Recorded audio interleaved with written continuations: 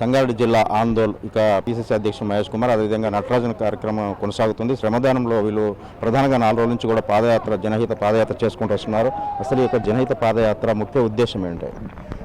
నేను పిసిసి అధ్యక్షుని తర్వాత ప్రజలకు చేరువయ్యే కార్యక్రమాలు 2-3 తీసుకొచ్చాను. మొదటిది ఇలా దేశవ్యాప్తంగా హర్షం ప్రకటించబడుతున్న కార్యక్రమం మంత్రులు నేరుగా గాంధీ భవన్లో వచ్చి కూర్చోవడం. ప్రతి వారం ఒక మంత్రి ఉదయం 11 నుంచి 3 గంటల వరకు గాంధీ భవన్లో కూర్చొని వినతులు స్వీకరిస్తూ ఉన్నాడు. చాలా వరకు ప్రజలు వచ్చి ఇక్కడ వారి గోరుని ఎలబుచ్చుకుంటూ ఉన్నారు. అందరూ సెక్రటరీ పోలేరు. ఇది ఒక విజయవంతమైన కార్యక్రమం. ఇలా పాదయాత్ర జనహిత పాదయాత్ర ఎందుకు చేస్తూ ఉన్నాం? అధికారంలో ఉండి కూడా పాదయాత్రలు చేస్తూ ఉన్నాం. ఇలా బీఆర్ఎస్ బీజేపీ పార్టీకి దిమ్మ తిరుగుతూ ఉంది. అధికారంలో పాదయాత్రలు చేయడం అంటే అనుకుంటా ఉన్నారు. ఇది ఎందుకు చేస్తూ ఉన్నామంటే పాదయాత్రలు అనేది కాంగ్రెస్ పార్టీ యొక్క సంస్థాగతంగా ఒక భాగం.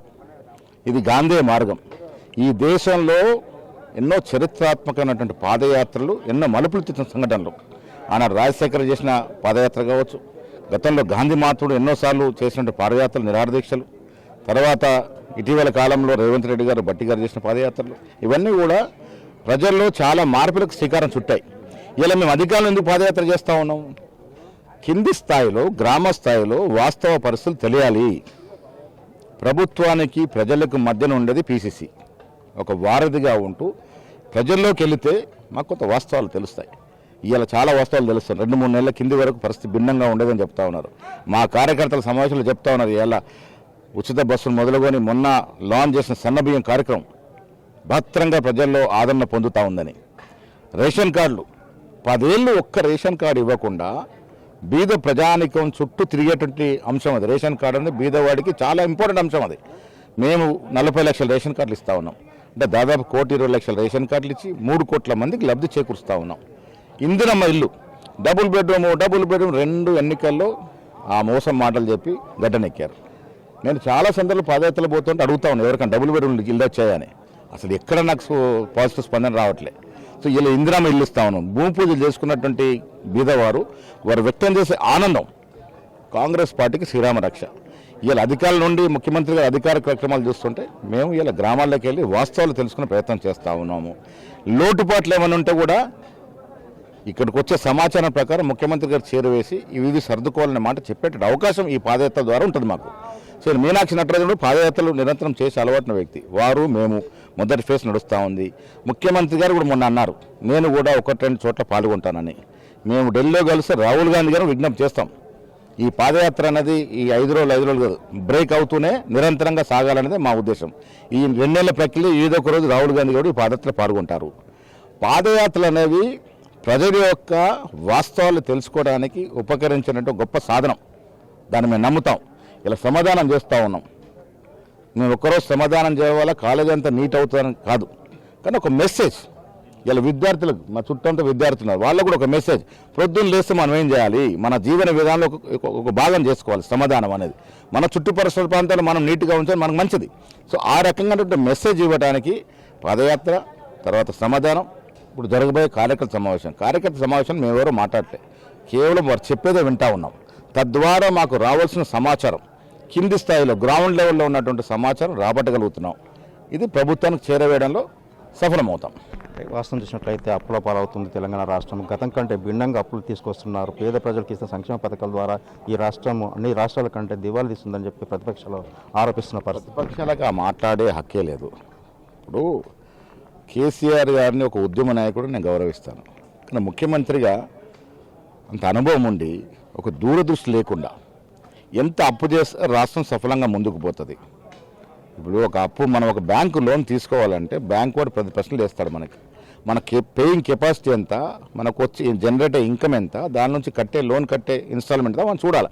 అవేవి చూడకుండా ప్రభుత్వ పరంగా, కార్పొరేషన్ల పరంగా, సొసైటీల పరంగా అప్పు తీసుకొచ్చాడు. ఇవాళ 7.5-8 లక్షల కోట్ల అప్పు తీసుకొస్తే ఫ్రీగా వదిలేరు కదా. వరల్డ్ బ్యాంక్ కానీ ఇతర బ్యాంకులు కానీ ఫస్ట్ కాగానే రూల్ ప్రకారం ఆ అకౌంట్లకు మన డబ్బు వెళ్ళిపోతుంది.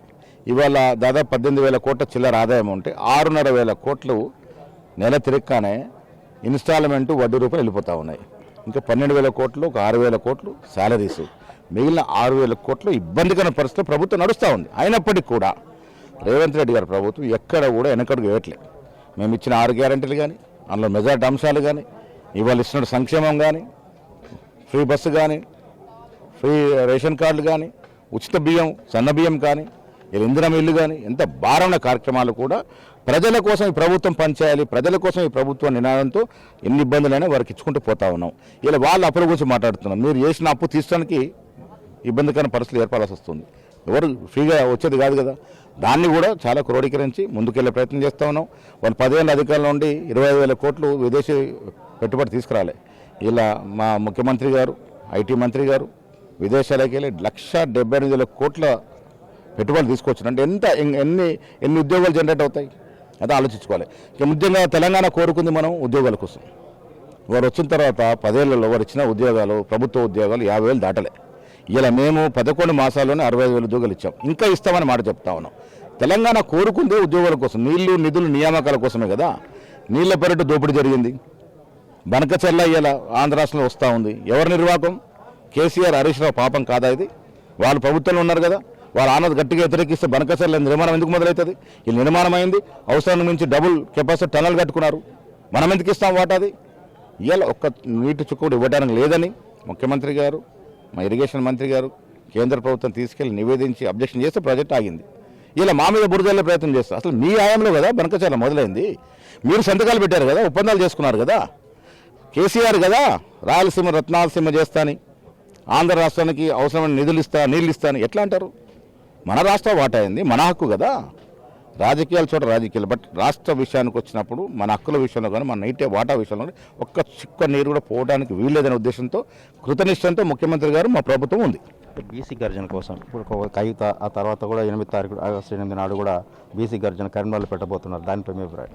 ఇప్పుడు 10 ఏళ్ళు మీరు బీసీలని అనగదొక్కాల్సిన రీతిలో అనగదొక్కి అధికారంలో బీసీ గురించి మాట్లాడలే.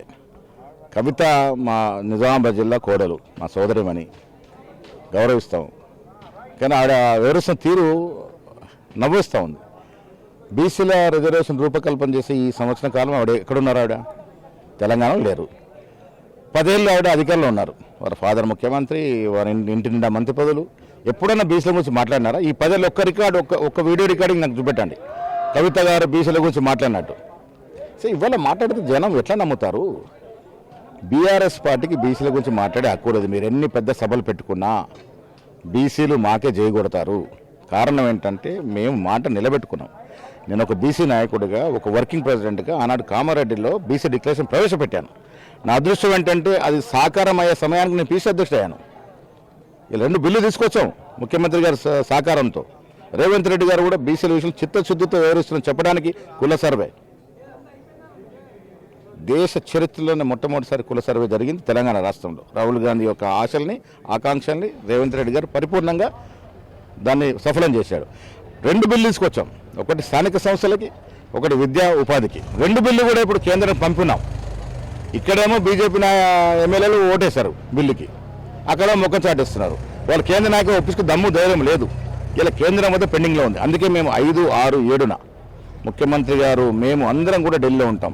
వారు మేమే కాదు, మా శాసనసభ్యులు, పార్లమెంట్ సభ్యులు, ఎమ్మెల్సీలు, కార్పొరేషన్ చైర్మన్లు, మా డీసీసీ అధ్యక్షులు, ఎంపీపీలు, జెడ్పీటీసీలు మొత్తం కూడా జంతర్ మంతర్లో నిరాదీక్ష చేయబోతా ఉన్నాం. కేంద్రానికి కనువిప్పు కలగాలి, ఈ అంశం యొక్క ప్రాధాన్యత తెలవాలి. ఆ ఉద్దేశంతోనే మేము 5న పార్లమెంటు ఈ అంశాన్ని లేవనెత్తే ప్రయత్నం చేస్తూ ఉన్నాం. మా నాయకులు ఖర్గే, రాహుల్ గాంధీ కోరడం జరిగింది. 6న జంతర్ మంతర్ ధర్నా చేస్తాం. 7న రాష్ట్రపతి సమయం కోరినాం. వారు కూడా వివరించే ప్రయత్నం చేస్తాం. మాకు చిత్తశుద్ధి ఉంది కాబట్టి ఫిబ్రవరిలో జరగాలి ఎన్నికలు కూడా పోస్ట్పోన్ చేశాం. రావాల్సిన నిధులు రాకుండా పోతా ఉన్నాయి, ఇబ్బందులు ఉన్నాయి. అయినప్పటికీ కూడా బీసీల పట్ల మా కమిట్మెంట్ ఉంది కాబట్టి ఎలక్షన్లు పోస్ట్పోన్ చేసాం. 40% రిజర్వేషన్తో పోయడానికి ఆర్డినెన్స్ తీసుకొచ్చాం. దురదృష్టవశాత్తు గవర్నర్ ఆర్డినెన్స్ ఆపుకొని ఉన్నారు. అది వస్తే ఎన్నికలకు పోతాం. ఒకటి లాస్ట్ పేరు కాళేశ్వరం అనేది తెలంగాణ రాష్ట్రానికే తలమానికంగా అని చెప్పి దాదాపు 1,00,000 కోట్లు నిర్మాణం జరిగింది. 2-3 పిల్లర్ స్కూల్ని నిర్మాణం చేసి తెలంగాణ తాగునీరుకి ఎలాంటి సమస్య రాదని చెప్పి ప్రధానంగా కేసీఆర్ కూడా చెప్తున్నారు. నిజంగా వాస్తవమే. ఎంత మోసము! కాళేశ్వరం ప్రాజెక్టు కట్టాల్సిన చోట కట్టలే. ఇప్పుడు ప్రపంచవ్యాప్తంగా మనం చూసుకుంటే సాగునీటి కొరకు ఎత్తిపోతలు అనేది చాలా కష్టమైనటువంటి అంశం. అది తాగునీటి కోసం ఓకే, కాళేశ్వరము తుమ్మిడి హట్టివాడ కట్టి ఉంటే మన గ్రావిటీ వరకు సగం నీరు వచ్చేది, సునాయాసంగా ఉండేది. ఇలా కాళేశ్వరం అనేది లొద్దికి తీసుకెళ్లి కట్టి 10 సార్లు ఎత్తిపోస్తే తప్ప మల్లన్న సాగర్ నీరు రాదు. అది మీకు తెలియకుండా కట్టారా? దీనిలో మతలబ్ ఏంది కాళేశ్వరం కట్టడంలో? ఇప్పుడు మీరే చెప్తారు, మీ లెక్కల ప్రకారమే 10 సార్లు ఎత్తిపోస్తే తప్ప మల్లన్న సాగర్ నీరు రాదు. మల్లన్న సాగర్ నీరు వచ్చిన తర్వాత ఎకరాకి పారేయాలంటే ఈ ఎత్తిపోతల ఖర్చులు లెక్కేసుకుంటే 60 నుంచి 65 వేల రూపాయల కరెంటు బిల్లు అవుతుంది. ఎంత పంట పండిస్తే నీకు ఈ కరెంటు బిల్లు వెళ్ళి పంట సాగు ఖర్చులు వెళ్ళాలా? మరి ఎందుకు ఈ ఆలోచన కేసీఆర్ గారు చేయలేదు? తెలుగుల నాయకుడే కదా, ఎందుకు చేయలేకపోయినాడు? ఎవరు ఒత్తిళ్లలోకి ఏ అవసరాల కోసం మీరు అలాంటి పనికిరాని ప్రాజెక్టు కట్టినారు? కాళేశ్వరం అనేది నా దృష్టిలో ఆయన ఒక గొప్ప ప్రాజెక్టుగా వర్ణించుకోవచ్చు. దేవుడు పేరిట ప్రాజెక్ట్ పెట్టినారు, సఫలమైతే మేము కూడా ఆశించినాం. కానీ కట్టిన తీరు కానీ ఆ లోపాలు కానీ అది గుదిబండిగా మారింది. ఇలా ఏమంటారు, 2 పిల్లర్లే కుంగినాయి కదా, 3 పిల్లర్లే కుంగినాయి కదా. ఒక ఇల్లు కట్టుకుంటే ఒక పిల్లర్ కుంగుతా ఇంట్లో ఉంటాం మనం. ప్రాజెక్ట్ మొత్తానికి డిజైన్కి లోపం అది. దాని కారణం కూడా ఆనాడు ఇప్పుడు అధికారులు కమిషన్ ముందు చెప్పింది ఏంది? అన్నీ తానే కేసీఆర్ వివరించాడు. ఒక ముఖ్యమంత్రి అనే వాడికి, ఒక పాలకుడికి దూరదృష్టి ఉండాలి, ఇంజనీర్లు చెప్పే వినే ఓపిక ఉండాలి. ఆనాడు మొండిగా నేను ముఖ్యమంత్రి కాబట్టి అని అన్ని తానే వివరించడం వల్ల ఇంజనీర్లు ఇచ్చేటువంటి డిజైన్ కూడా పక్కన పెట్టి ఈయన సొంత డిజైన్ పెట్టడం వల్ల ఈ దుర్భరమైన పరిస్థితి ఏర్పడింది. ఇది మనకు ఒక శాపంగా మారింది. కాళేశ్వరం ప్రాజెక్టు ఎన్ని రోజులైనా ఎన్ని సంవత్సరాలైనా అది గుదిబండనే.